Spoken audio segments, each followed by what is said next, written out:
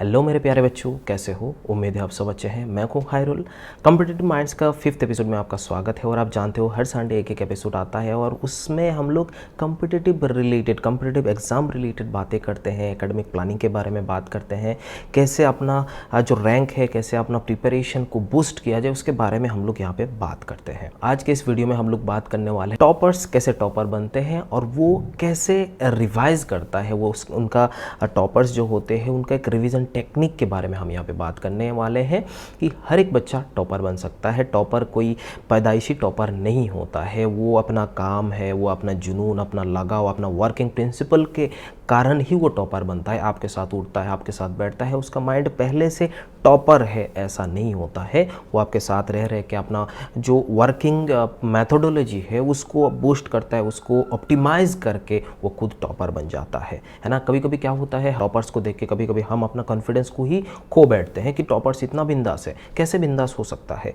क्योंकि वो अच्छे तरीके से जानता है, वो अपना जो कॉन्फिडेंस है वो कॉन्फिडेंस अपने अंदर बहुत ही अच्छे तरीके से वो बूस्ट करके रखा हुआ है, बहुत अच्छे तरीके से सारे चीज़ों को ये पढ़ के रखा हुआ है, सारे चीज़ अपने दिमाग में है। और ये सारे कॉन्फिडेंस आता कैसे है? रिवीजन के वजह से। वो पीरियोडिकली वो रिवाइज करते रहता है। वो कैसे पीरियोडिकली रिवाइज करता है उसके बारे में हम यहाँ पे बच्चों बात करने वाले हैं। तो इस वीडियो को एंड तक देखिएगा और अगर आप नए इस चैनल पे ज़रूर से चैनल को सब्सक्राइब करिएगा और वीडियो अच्छी लगे तो लाइक ज़रूर कीजिएगा। तो चलिए शुरू करते हैं। बच्चों, हम लोग पढ़ाई करते हैं, सिलेबस इधर से कंप्लीट होते जाता है, पीछे का जो चीज़ें हैं पढ़ रखे हैं वो सारे हम लोग भूल जाते हैं। बच्चे का यही कंप्लेन होता है कि सर हमें रिवीजन का टाइम ही नहीं मिलता है, हम नया चीज़ पढ़ते जाते हैं तो पुराना चीज़ भूलते जा रहे हैं। तो ये कैसे हो रहा है? यही एक प्रॉब्लम है, सारे बच्चों के साथ ये होता है, सिर्फ और सिर्फ टॉपर या अच्छा रैंक लाने वाले जो बच्चे उनको छोड़ के। तो ये कैसे अपना टाइम को मैनेज करते हैं, कैसे उस रिवीजन पे अपना टाइम देते हैं, उसके बारे में बात करूंगा। बहुत सारे बच्चे तो रिवाइज कर ही नहीं पाते हैं, टाइम ही नहीं मिलता है उनको। कुछ बच्चे रिवाइज करते हैं, वो सिर्फ और सिर्फ थ्योरी रिवाइज करते जाते हैं, वो प्रॉब्लम को छूते भी नहीं है, तो वैसा रिवीजन भी नहीं होता है। बहुत बच्चे शॉर्ट नोट्स पहले बना रखे होते हैं।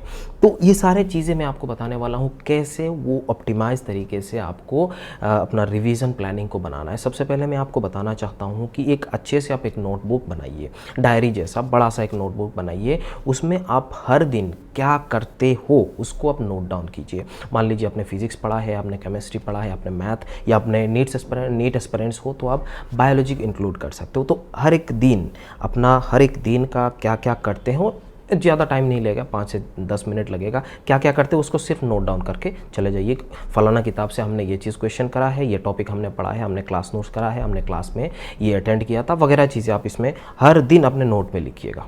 ठीक है, ये समझ में आ गया? डेट देके, मंथ, डेट, क्या क्या चीज़ें हैं, एक पेज में आपका ख़त्म हो गया होगा। ठीक है, ये क्यों लिख रहे हैं? क्योंकि मैं ये बोलना चाह रहा हूँ कि एक हफ्ते बाद वही सेम चीज़ आपको दोबारा रिव्यू करना है। उस चीज़ को आपको दोबारा रिव्यू करना है। अगर आप उस चीज़ को एक हफ्ते बाद रिव्यू करेंगे तो क्या होता है, आपके दिमाग में सेट हो जाता है। क्यों ऐसा हो रहा है, मैं ऐसा क्यों बोल रहा हूँ? क्योंकि अब क्या होता है, आप सिर्फ पढ़ते जाते हो, आगे पढ़ते जाते हो, करंट टॉपिक पढ़ते हो, फिर आपका सिलेबस प्रोसीड होते रहता है, सिलेबस प्रोग्रेस होते गया, लेकिन पुरानी चीज़ें आपने नहीं पढ़ा। एग्ज़ाम के 1-2 दिन पहले हम जब पढ़ते हैं तो हमें सारे चीज़ नया लगता है। आपको जो टाइम लगता है ना पढ़ने का, वो रिवीजन टाइप का नहीं होता है, वो आपको डबल टाइम लग जाता है। पहले तो आपको ऐसा लगता है ये तो नया चीज़ पढ़ रहे हैं, हमको दोबारा उसी चीज़ को दोबारा दोहराने का ज़रूरत होता है, नया नया टाइप का चीज़ें पढ़ता है। तो इस चीज़ को अवॉइड करने के लिए मैं बोल रहा हूँ कि एक नोटबुक बनाइए, उसमें हर दिन का एक जो टॉपिक आपने पढ़ा है, जो चैप्टर आपने पढ़ा है, जो सब्जेक्ट आपने पढ़ा है, उसको लिखिए, हर दिन का लिखिए। और हर दिन आपके हाथ में 1.5 घंटा आपको रिवीजन के लिए देना ही। आप कुछ भी कर ले, चाहे कुछ भी हो जाए, आपको 1.5 घंटा, 1.5 आवर, 90 मिनट्स आपको रिवीजन में देना है। पहले सिचुएशन पे 1-2 हफ्ता आपको 90 मिनट्स में आपको कम पड़ सकता है, हो सकता है आपको और ज़्यादा टाइम चाहिए था, बट 1-2 हफ्ते बाद आपको लगेगा अरे 90 मिनट्स तो बहुत ज़्यादा है, रिवीजन के लिए 1 घंटा होने से काम हो जाता है अपना। तो ये आपका दिमाग को आप जब ट्रेन कर ले तो तब होगा, बट इनिशियल फेज़ में आपको ऐसा बिल्कुल नहीं होने वाला है। आपको थोड़ा सा ज़्यादा टाइम लगने का वो उम्मीद है, लगेगा डेफिनेटली।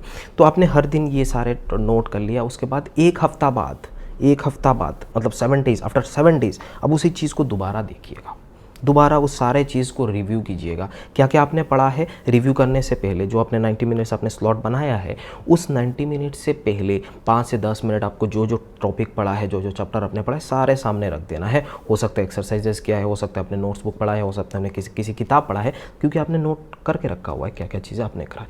तो वैसा हर दिन आप करते जाइए। आप देखिएगा 1 महीने के अंदर आपका जो दिमाग का मेमोरी पावर है ना, बहुत ही बेहतरीन तरीके से बूस्ट हो जाएगा। आप अब चीज़ों को बिल्कुल नहीं भूलने वाले हो। तो ऐसा आप करते जाइएगा तो बहुत ही बेहतरीन तरीके से आप करोगे। ज़्यादातर टॉपर्स, नीट टॉपर्स बोलिए, जेई टॉपर्स बोलिए, हमारे जो बच्चे हैं टॉपर्स हैं, उनसे भी बात करते हैं तो इन लोग ऐसे करते हैं, और मैं इन लोगों को ऐसा बोलता हूँ कि आप ऐसे कीजिए तो अब अच्छा और बेहतरीन आपको रिजल्ट मिलने वाला है। अब अच्छा बोलता है सर रिवीजन में कैसे, हम लोग क्या क्या चीज़ें पढ़े।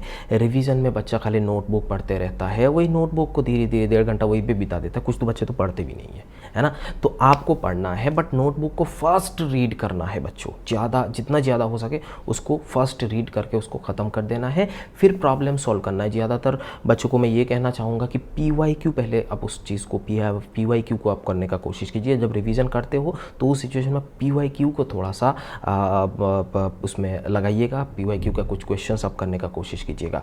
जब आपका PYQ पूरा चैप्टर ख़त्म हो गया, पूरा बेहतरीन तरीके से आपने बहुत सारे न्यूमेरिकल आपने कर लिया, उसके बाद आप शॉर्ट नोट्स बनाइए।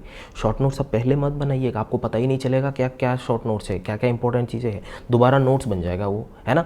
शॉर्ट नोट्स बनाने के लिए पहले आपको अपना क्लास नोट्स पढ़ना है, कुछ रेफरेंस बुक पढ़ना है, और उसके बाद PYQ करना है, और उसके बाद आपको शॉर्ट नोट्स बनाना है। 3-4 पेज में वो शॉर्ट नोट्स ख़त्म हो जाएगा। जब आपका एग्ज़ाम के वक्त आएगा, एग्ज़ाम के 2-3 महीने पहले आपको वही शॉर्ट नोट्स पढ़ते जाना है। बात समझ में आ रहा है। तो वही शॉर्ट नोट्स पढ़ते जाओगे तो बहुत ही अच्छे से आपको बूस्ट मिलेगा, बहुत अच्छे से आप अच्छा रैंक को हिट कर सकते हो। तो हमने यहाँ पे क्या क्या चीज़ें हमने बात किया। सबसे पहले तो हमें उसको नोट करना है, क्या क्या चीज़ें हमको करना है, हर दिन हम क्या क्या करते हैं उस चीज़ को हमें नोट करना है। हर दिन एक एक पेज में करना है, डेट लिखना है, मंथ लिखना है, कौन कौन सा किताब से आपने पढ़ा है, कौन कौन सा टॉपिक आपने पढ़ा है, उसको लिख के रखना है। आफ्टर 7 डेज, 7वां 8th डेज में आपको दोबारा वही सारे चीज़ को रिव्यू करना है, अच्छे से रिव्यू करना है। एक तो ये तरीका हो गया।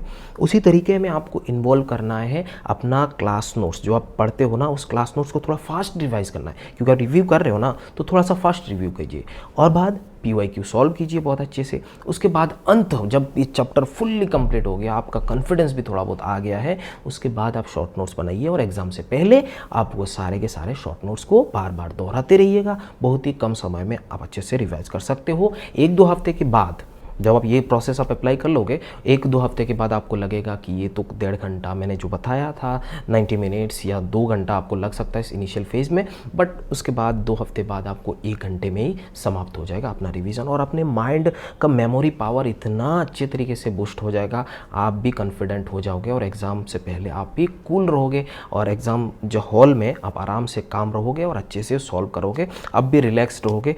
तो दूसरा आपको देख के अपना कॉन्फिडेंस को लूज़ कर देगा। तो टेंशन आपको नहीं लेना है, आप ऐसा अप्लाई कीजिए, आप डेफिनेटली आप टॉप बनने वाले हो। टॉपर पैदाइश नहीं होते हैं, एवरेज स्टूडेंट टॉपर बनता है। अच्छा समझ में आ रहा है। अपना वर्किंग प्रिंसिपल को मॉडिफाई करके, इम्प्रूव करके, बहुत सारी चीज़ों को इम्प्लीमेंट करके वो टॉपर बनता है। आई होप आपको ये वीडियो अच्छा लगा होगा, और आप ये सारे चीज़ को अपने पढ़ाई के साथ उसको फॉलो करते रहिएगा, तो डेफिनेटली आपको अच्छा बूस्ट मिलेगा प्रिपरेशन पे, और आप अच्छा रैंक भी हासिल कर लोगे। All the best and thank you so much.